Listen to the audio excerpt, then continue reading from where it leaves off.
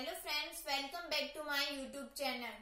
आज हम schedules of Indian constitution के बारे में पढ़ने वाले हैं। ओरिजिनल कॉन्स्टिट्यूशन में वी हैव ओनली 8 शेड्यूल्स। उसके बाद में 9वीं अनुसूची जो है वो पहला संविधान संशोधन 1951 में हुआ था, उसके द्वारा जोड़ी गई थी। 10वीं अनुसूची 52वां संविधान संशोधन 1985 में हुआ। 11वीं अनुसूची कब ऐड की थी तो 73rd कॉन्स्टिट्यूशनल अमेंडमेंट 1992 को, और 12वीं अनुसूची के लिए 74th कॉन्स्टिट्यूशनल अमेंडमेंट हुआ था और 1992 को संविधान में जोड़ी थी।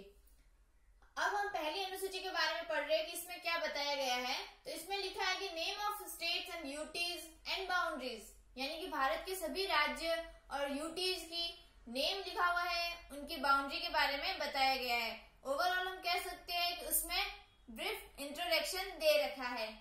फिर दूसरी अनुसूची में क्या है, संचित निधि पर भारित वेतन और भत्तों के बारे में बताया गया है।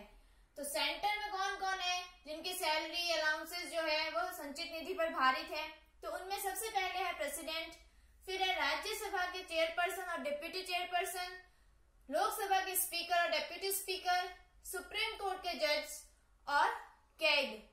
स्टेट गवर्नमेंट में सबसे पहले गवर्नर, फिर विधान परिषद में चेयरपर्सन और डिप्यूटी चेयरपर्सन, विधानसभा या लेजिस्लेटिव असेंबली में स्पीकर और डिप्यूटी स्पीकर, हाई कोर्ट के जजेस। और इधर एक बात याद रखनी है कि हाई कोर्ट के जजेस की जो पेंशन है वो सेंट्रल गवर्नमेंट की संचित निधि पर भारित होती है। फिर तीसरी अनुसूची में ड्राफ्ट ऑफ ओथ, यानी कि शपथ का प्रारूप दे रखा है। तो तीसरी अनुसूची में किन किन की शपथ का प्रारूप दे रखा है, तो केंद्र सरकार में से तो संसद का उम्मीदवार, एमपी, मंत्री, सुप्रीम कोर्ट के जज और कैग, इन सबकी जो शपथ का प्रारूप है वो दे रखा है। और राज्य सरकार में एमएलए या एमएलसी का उम्मीदवार, एमएलए या एमएलसी खुद, मंत्री और हाई कोर्ट के जजेस का जो शपथ का प्रारूप है वो तीसरी अनुसूची में दे रखा है। और हमें ये बात और याद रखनी है कि वाइस प्रेसिडेंट हो गया, प्रेसिडेंट हो गया और गवर्नर, इनकी शपथ है वो तीसरी अनुसूची में नहीं बताई गई है।